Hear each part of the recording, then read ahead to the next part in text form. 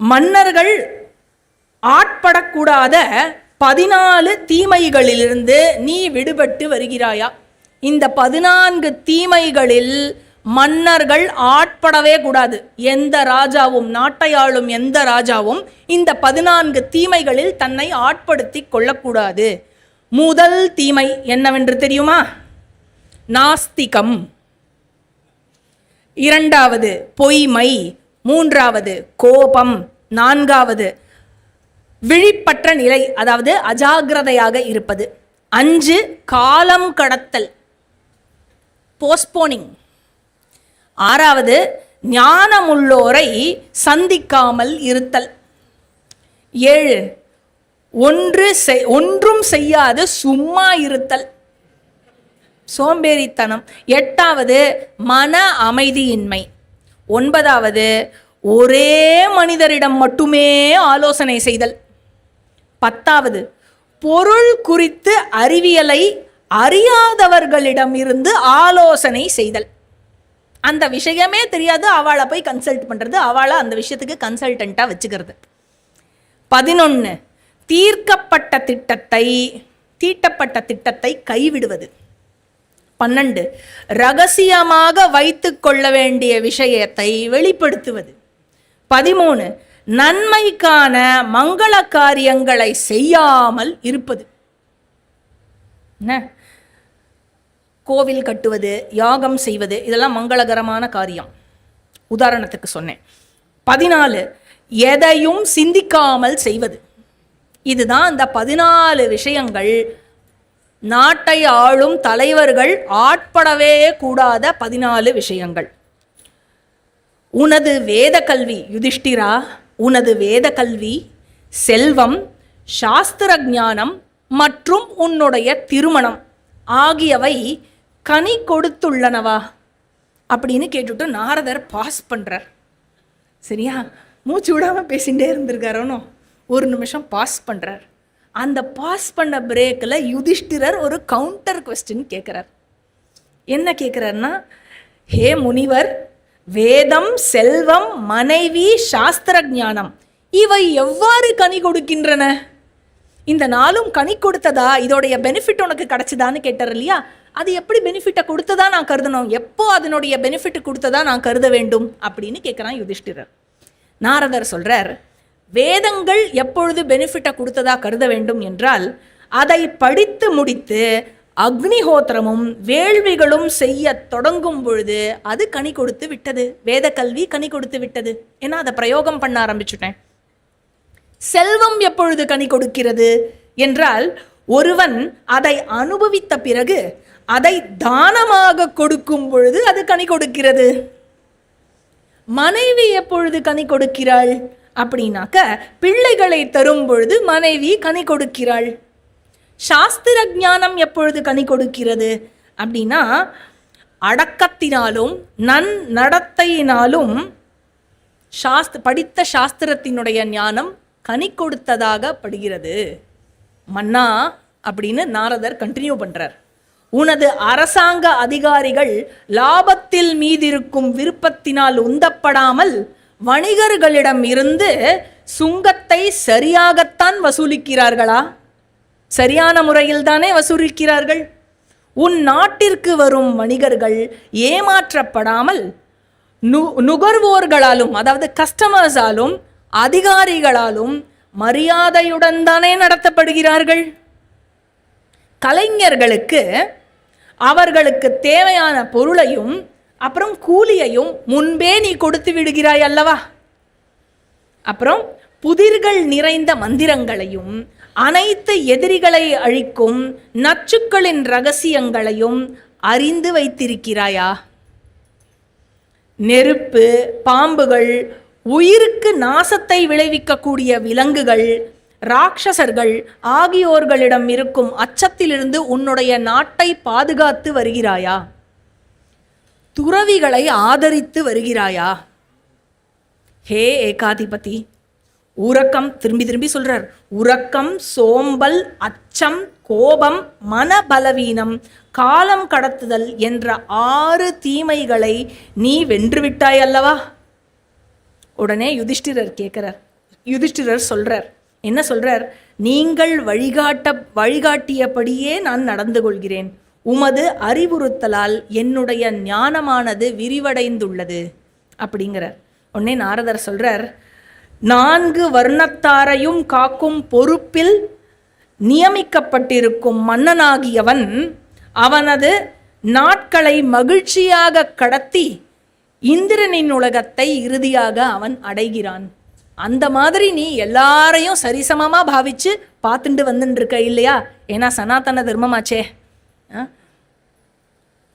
உடனே யுதிஷ்டிரர் என்ன சொல்றான்?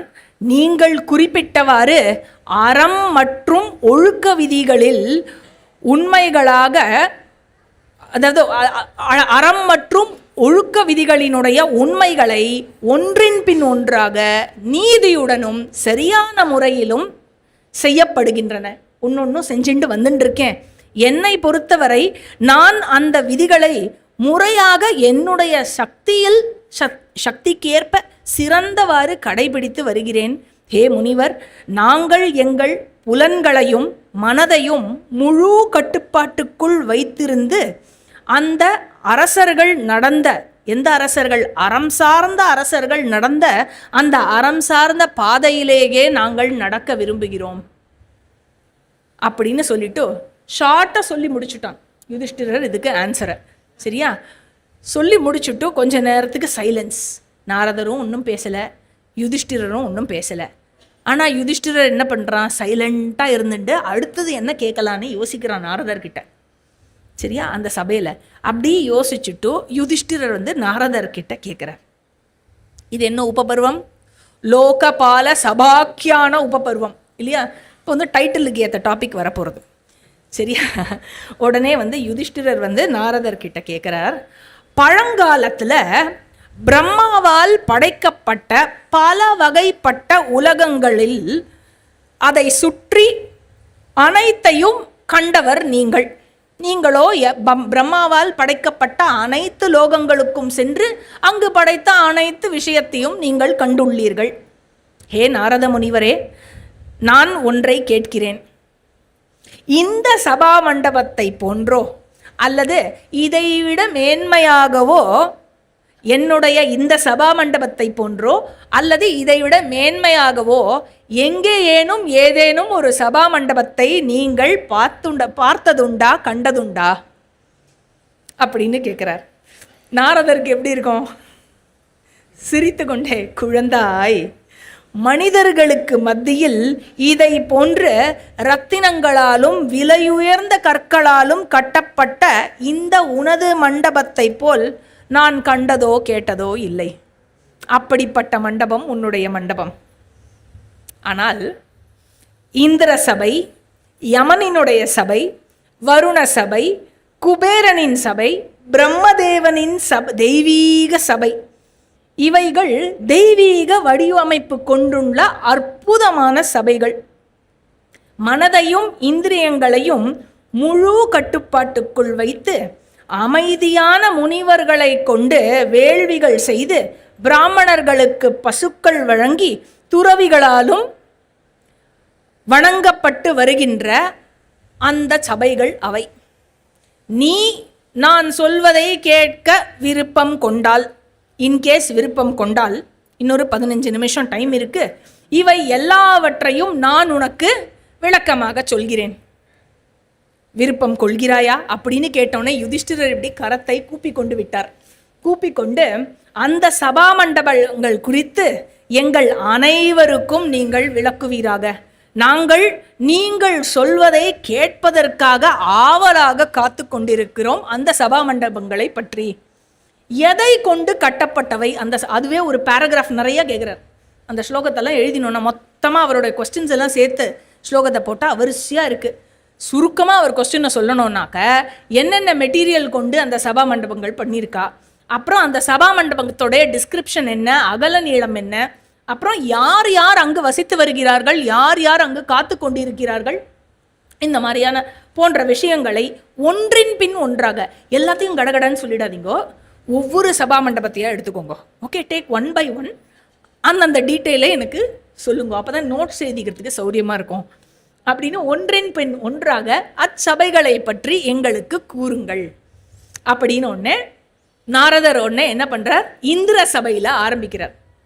இந்த டிஸ்கிரிப்ஷன் எல்லாத்தையும், ஏன்னா slokas after slokas after slokas description, அங்கே யாரெல்லாம் இருக்கா அந்த பாப்புலேஷன் எல்லாத்தையும் சொல்லிட்டு அதுக்கப்புறம் இதுக்கு மேலே என்னால் எண்ணி சொல்ல முடியல அப்படிம்பார் நாரதர் நிறைய இடத்துல. இதுக்கு ஒரு வர்ணனை எல்லாத்தையும் சொல்லிட்டு இதுக்கு மேலே அதை வர்ணிக்கிறது ரொம்ப கஷ்டம் அப்படிம்பார். அதனால் அந்த மாதிரியெல்லாம் வர்ணனை இருந்ததுனால ஒரு ஓவரால் ஒரு பேட்டர்ன் இவால்வ் பண்ண முடிஞ்சது. அந்த பேட்டர்னை வச்சு நான் ஒரு ஸ்ட்ரக்சர் சொல்கிறேன் கடகடன்னு இந்த 4-5 சபா மண்டபத்தை கவர் பண்ணுறதுக்கு. என்னென்னா 8 பாயிண்டில் நம்ம பிரிச்சுக்கலாம். 8 பாயிண்ட்டும் எல்லா சபைக்கும் வராது, பட் இந்த 8 பாயிண்டில் முக்கியமாக எல்லாம் கவர் ஆகிடும். நம்பர் 1 டைமென்ஷன், நம்பர் 2 அந்த சபா மண்டபத்தினுடைய க்ளோரி, நம்பர் 3 அந்த சபா ஓனர் இந்திரன்னா இந்திரனுடைய ஒய்ஃபு, அப்புறம் அந்த சபையுடைய மற்ற டிஸ்கிரிப்ஷன், இந்திரனோட டிஸ்கிரிப்ஷன் மற்றதோட டிஸ்கிரிப்ஷன், அந்த மாதிரி. 4வது அந்த சபா நாயக்கனை அவனுக்கு பணி செய்வதற்காக இருப்பவர்கள் யாரு. 5வது அந்த சபாநாயகனை வழிபடுவதற்காக காத்து கொண்டு இருப்பவர்கள் யாரு. அதுக்கப்புறம் அந்த சபையில் அந்த லோகத்தில் இருப்பவர்களும் அந்த சபையில் வாழ்பவர்களும் அந்த சபைக்கு விசிட் பண்றவாளும் யாரு. அதுக்கப்புறம் அந்த சபையினுடைய பெயர் என்ன, அந்த சபையை கட்டினது யாரு. இந்த 8 விஷயம். சரியா? இந்திர சபாவை எடுத்துட்டோம்னா நம்பர் 1 இந்திர சபாவினுடைய டைமென்ஷன் என்ன. டைமென்ஷன் என்னன்னா 150 யோஜனா நீளமும் 100 யோஜனா அகலமும். யோஜனானா கிலோமீட்டரில் கன்வெர்ட் பண்ணால் நம்மளுக்கு புரிஞ்சுக்கிறதுக்கு சௌரியமாக இருக்கும்னா 1920 kilometers long and 1280 kilometers wide and height 5 Yojana உயரமா 64 கிலோமீட்டர் ஹைட் அந்த சபா மண்டபத்தினுடைய அளவு. சரியா? யுதிஷ்டிரனோடது 11,250 ஸ்கொயர் ஃபீட்டு. சரியா? சரி, இது இந்திரனுடைய சபா மண்டபத்தினோட டைமென்ஷன். அதோட க்ளோரி என்னன்னா, வயதால் ஏற்படும் பலவீனம், துன்பம், களைப்பு, அச்சம் ஆகியவற்றை விலக்கி நன்மை நற்பேறு அதை விளைவிக்கும். அப்படிப்பட்ட ஒரு சபை. 3வது பாயிண்ட் அவனோட கான்சார்ட் அண்ட் அதோட டிஸ்கிரிப்ஷன், அந்த டீட்டெயில்ஸ் என்ன அப்படின்னாக்க, சத்யா அப்படிங்கிறவ இந்திரனுடைய ஒய்ஃப். அவளுடன் வெண்ணிற ஆடை உடுத்தி கொண்டு அவன் அமர்ந்திருக்கிறான்.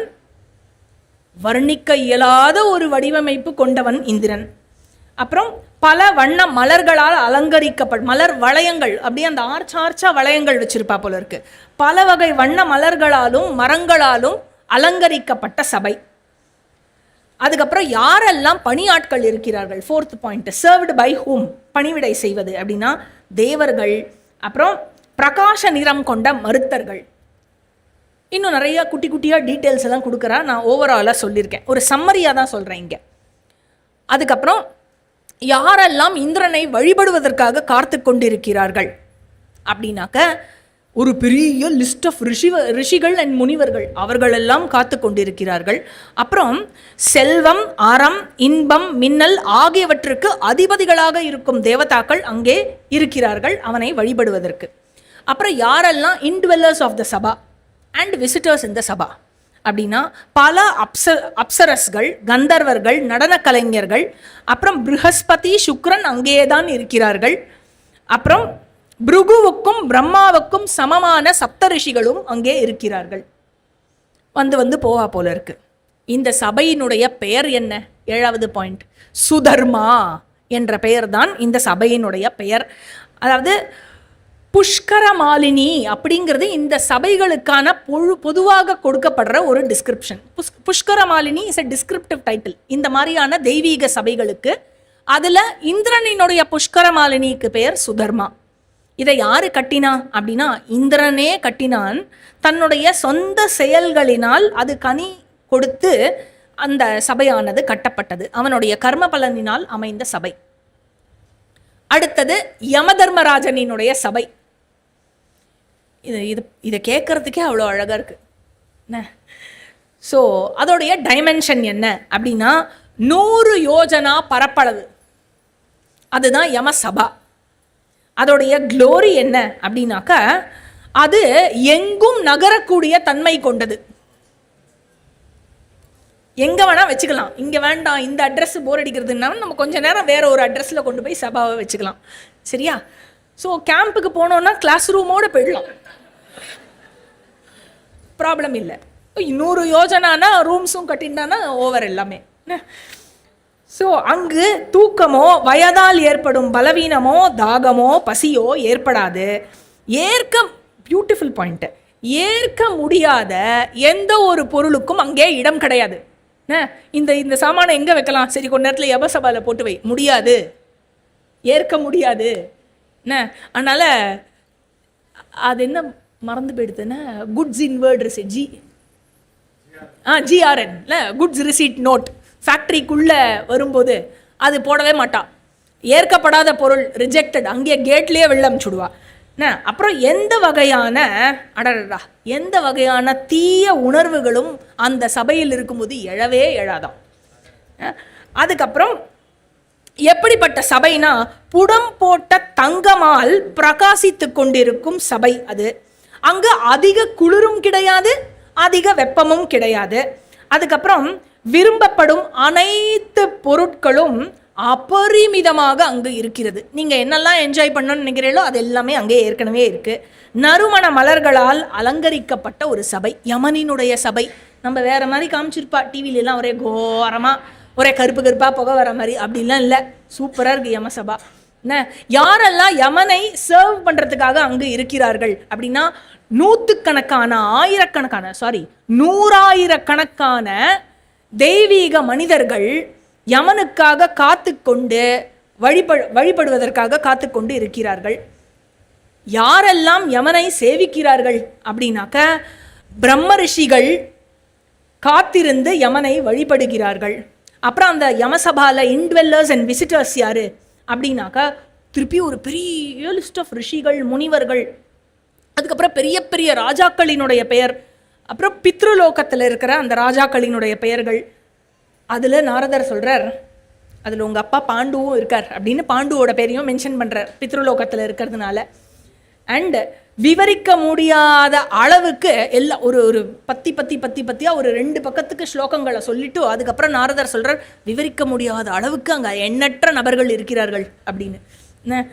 அதுக்கப்புறம் அந்த சபையினுடைய பேர் என்ன அப்படின்னா வைவஸ்வதி அப்படின்னு பேர். வைவஸ்வதன் அப்படிங்கிறது யமனினுடைய பேர், வைவஸ்வதி அந்த சபாவோடைய பேர். இதை யாரு கட்டி கொடுத்தான்னா, விஸ்வகர்மா பெரும் தவம் செய்து யமனுக்காக இந்த சபையை கட்டி கொடுத்தான். அடுத்த சபா வருண சபா. வருண சபாவுடைய டைமென்ஷன் ஜஸ்ட் லைக் யமதர்மராஜாவினுடைய சபா, சேம் 100 யோஜனா பரப்பளவு. அண்ட் அங்கே எப்படி இருக்குன்னா, அற்புத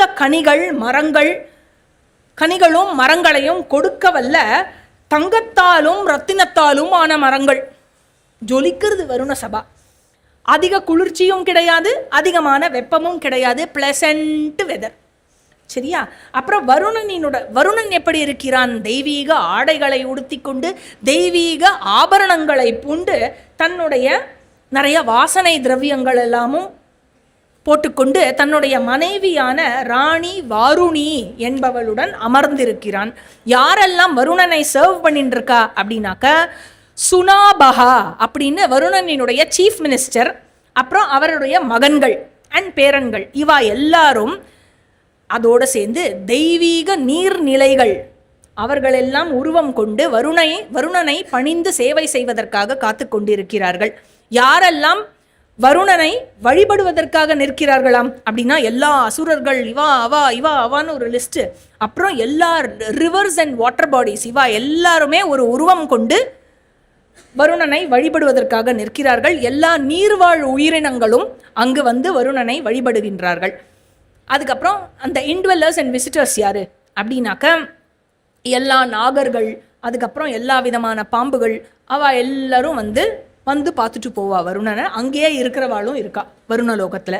அந்த சபாவிற்குன்னு ஒரு தனி பெயர் கிடையாது, வருண சபானே வச்சுக்கலாம். வருணனினுடைய புஷ்கர மாலினி அப்படின்னும் சொல்லலாம். இதை யார் கட்டி கொடுத்தானா, விஸ்வகர்மா கட்டி கொடுத்தார். அடுத்தது குபேர சபா. இதுக்கப்புறம் பிரம்ம சபா, அதோட சபா ஓவர்னு. குபேர சபா. குபேர சபாவுடைய டைமென்ஷன் எப்படி அப்படின்னாக்க 100 யோஜனா நீளம், 70 யோஜனா அகலம். அப்புறம் சந்திரனை போல் பிரகாசித்து கொண்டிருக்கிறதாம் குபேரனுடைய சபா.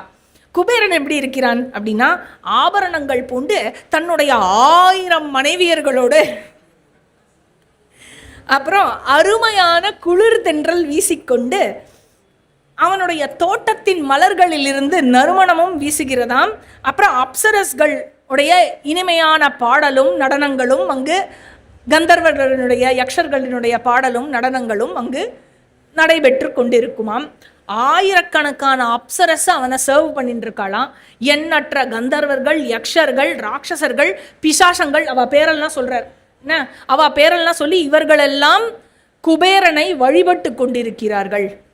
அதுக்கப்புறம் அந்த சபையினுடைய இன்டுவெல்லர்ஸ் அண்ட் விசிட்டர்ஸ் யாருன்னா 100 கணக்கில் 1000 கணக்கில் யக்ஷர்கள். அதுக்கப்புறம் பரமேஸ்வரன் அங்கு இருக்கிறாராம். பரமேஸ்வரன் குபேரனுடன் நட்பை ஏற்படுத்தி கொண்டு எப்பொழுதும் குபேரனுடையே தான் அமர்ந்து வருகிறார் அப்படிங்கிறார். அதுக்கப்புறம் லக்ஷ்மி தேவி சதா சதா சதா அங்கு வாசம் செய்து கொண்டிருக்கிறாள். அப்புறம் குபேரனுடைய மகன் நளகுபேரன், அப்புறம் மற்ற ராட்சசர்கள் அவர்களுடன் நானும் என் போன்ற ரிஷிகளும் கூட அவ்வப்பொழுது அங்கு சென்று வருவோம் அப்படிங்கிறார். அப்புறம் அந்த சபையினுடைய பேர் வைஸ்ராவண சபா. வைஸ்ராவணன் அப்படிங்கிறவன் வந்து விஸ்வவசனுடைய மகன் இல்லையா, அதனால வைஸ்ராவணன் அப்படிங்கிறது குபேரனுடைய பெயர். இது யாரு கட்டி கொடுத்தது அப்படின்னா வைஸ்ராவணன் அவனுடைய ஆன்ம சக்தியால், குபேரனே அவனுடைய ஆன்ம சக்தியை கொண்டு, தவ சக்தியை கொண்டு கட்டியது. Last and the most glorious Brahmasabha. அதனுடைய டைமென்ஷன், அதாவது அதை சொல்றதுக்கு முன்னாடி நாரதர் என்ன சொல்றார், எப்படி ஆரம்பிக்கிறார் பிரம்மசபாவினுடைய விளக்கத்தைன்னா, சூரிய தேவன் ஒரு முறை என்னிடம் பேசினான். அந்த சூரிய தேவனிடம் நான் கேட்டேன், பிரம்ம சபைக்கு செல்ல வேண்டும் என்றால் நான் எந்த விதமான தவத்தை செய்ய வேண்டும் என்று கேட்டேன். அதற்கு சூரிய தேவன் கூறினான், மனதை தியானத்தில் ஒருமுகப்படுத்தி பிரம்மனை நோக்கி 1000 ஆண்டுகள் தவம் செய்தால் அதற்கு பிறகு சூரிய தேவனாகிய நான் உங்களை அங்கு அழைத்து செல்வேன். ஆமா, ஹிரண்மயேன பாத்திரேன சத்யஸ்யா அபிஹிதம் முகம் தத்துவம் பூஷண்ண பாவருண்ணோ சத்யதர்மாய திருஷ்டையே. சூரிய பகவான் தான் கேட்டு பிரம்மலோகத்துக்குள்ள என்டர் பண்றதுக்கு. ஸோ அப்படிப்பட்ட சபா அது. அதனுடைய டைமென்ஷனா கேட்குற, அளக்கவே இயலாத ஒரு டைமென்ஷன், சொல்லவே முடியாது. அது போன்ற ஒன்றை நான் இன்று வரை கண்டதே இல்லை யுதிஷ்டிரா. அப்படி ஒரு சபை. நாம் சொல்லி கொண்டிருக்கும் பொழுதே அந்த சபை வேறு வடிவம் கொள்ளும். அனைவரும் என்றுமே அங்கு மகிழ்ச்சியாகவே இருப்பார்கள். அதிக குளிரும் இல்லை, அதிக வெப்பமும் இல்லை, பசி முற்றிலுமாக இல்லை, தாகம் முற்றிலுமாக இல்லை, களைப்பு கிடையவே கிடையாது. வந்து செல்பவர்களினுடைய கூட்டமும் நிறைந்ததாக இருக்கும். எப்பொழுதுமே நிறைய பேர் இருப்பாங்க. பிரகாசமான ரத்தினங்களால் ஆகப்பட்ட சபை அது. யாரு அங்க சர்வ் பண்றா பிரம்மதேவனுக்கு? எல்லாருமே சர்வ் பண்றா. தேவர்கள்ல இருந்து ராட்சசர்கள்ல இருந்து எல்லாரும், முனிவர்கள், ரிஷிகள், பிராமணர்கள் எல்லார் பேரையும் சொல்றார். இன்ஃபேக்ட் எல்லா சபையோடைய கண்டென்ட்லேயே ஹையஸ்ட் கண்டென்ட் இந்த பிரம்ம சபையினுடைய வர்ணனை தான். யாரெல்லாம் பிரம்மதேவனை வழிபடுகிறார்கள், யாருதான் அப்பா வழிபடவில்லை? பெரிய பெரிய ரிஷிகள், இன்க்ளூடிங் துர்வாசர், ஜமதக்னி, மார்க்கண்டேயா, அந்த மாதிரி பெரிய பெரிய ரிஷிகளினுடைய பெயர் கொண்ட ஒரு லிஸ்ட்டை சொல்கிறார்.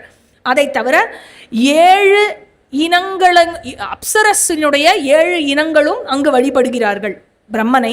அப்புறம் எல்லா தேவதாக்கள், எல்லா உயிரினங்கள், சுக்ரன், ப்ரஹஸ்பதி, ராகு, கேது, அப்புறம் 7 வகையான பித்ருக்கள் எல்லோரும் அங்கு பிரம்மதேவனை வந்து வழிபடுகிறார்கள்.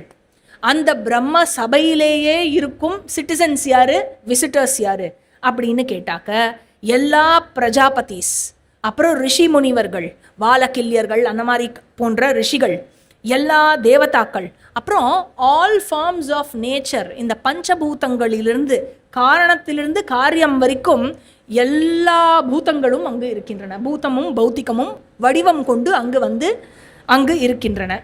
இந்த சபை போல் வேறு ஒரு சபை கிடையாது யுதிஷ்டிரா. அப்படி ஒரு ஒப்பற்ற சபை பிரம்ம சபை.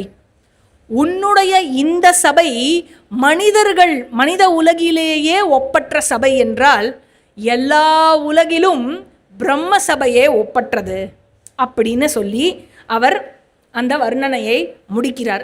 இதனால தான் லோகபால சபாக்கியான பருவம் அப்படின்னு பேர். இந்த உபபருவம் அதுக்கப்புறம் எப்படி போகிறது அப்படின்னாக்க, இந்த சபையினுடைய வர்ணனத்தை சொல்லி முடித்த உடனே கடைசி அத்தியாயத்தில், இந்த உபபருவத்தினுடைய கடைசி அத்தியாயத்தில் யுதிஷ்டிரர் ஒரு கேள்வி எழுப்புகிறான். என்ன சொல்கிறான்? நீங்கள் இந்திர சபாவை பற்றி ஃபஸ்ட்டு சபா பேசினேலே, இந்திர சபாவை பற்றி பேசும்பொழுது அங்கே கொடுத்துருக்கிற லிஸ்ட் ஆஃப் சிட்டிசன்ஸோடைய பேரில் ஹரிச்சந்திரனினுடைய பெயரை நீங்கள் சொன்னீர்களே, ஹரிச்சந்திரன் எப்படி இந்திர சபைக்கு சென்றான்? எனக்கு அந்த விஷயம், அந்த டீட்டெயில்ஸ் தெரியணும் அப்படின்னு ஒன்று சுருக்கமாக சொல்கிறேன். டீட்டெயில்ஸை நம்ம இந்த சாப்டருடைய டீட்டெயில்ஸை அடுத்த கிளாஸினுடைய ஆரம்பத்தில் பார்ப்போம். நாரதர் என்ன சொல்லுவார்னா, ஹரிச்சந்திரன் ராஜசூய யஜ்ஞம் செய்ததால் இந்திர சபைக்கு சென்றான் அப்படின்னு சொல்லிட்டு, ராஜசூய யஜ்ஞமானது அவனால் செய்யப்பட்டது. அதுக்கப்புறம் பித்ருலோகத்தில் உங்கள் அப்பா இருக்காருன்னு நான் சொன்னேன், ஞாபகம் இருக்கா? பித்ருலோகத்தில் உன்னுடைய அப்பா என்ன சொன்னார்னா, என்னுடைய மகனாகிய யுதிஷ்டரிடம் ராஜசூய யஜ்ஞம் செய்ய சொல், அப்பொழுது என்னால் இங்கிருந்து மேல்லோகத்திற்கு உயர முடியும் என்று கேட்டுக்கொண்டார். அதனால் நீ ராஜசூய யஜ்ஞம் செய்ய வேண்டும் அப்படின்னு நாரதர் பரிந்துரைக்கிறார். அந்த சாப்டருடைய டீட்டெயில்ஸோட இந்த லோகபால சபாக்கியான பருவம் அதை முடிச்சுட்டு இன்ட்ரடக்ஷனில், அடுத்த கிளாஸோட இன்ட்ரடக்ஷனில் முடிச்சுட்டு ராஜசூயாரம்ப பருவத்துக்குள்ளே அடி எடுத்து வைப்போம். ஸோ ராஜசூயாரம்ப பருவம், அதை தொடர்ந்து ஜராசந்தவத பருவம், அதை தொடர்ந்து திக்விஜய பருவம், இதெல்லாம் வரிசையாக இருக்குது. இதெல்லாம் அடுத்த வாரத்தில் எவ்வளோ தூரம் பார்க்க முடியுமோ அவ்வளோ தூரம் நம்ம கவர் பண்ணுவோம். இதோட இன்னைக்கு கிளாஸை நிறைவு செய்து கொள்வோம்.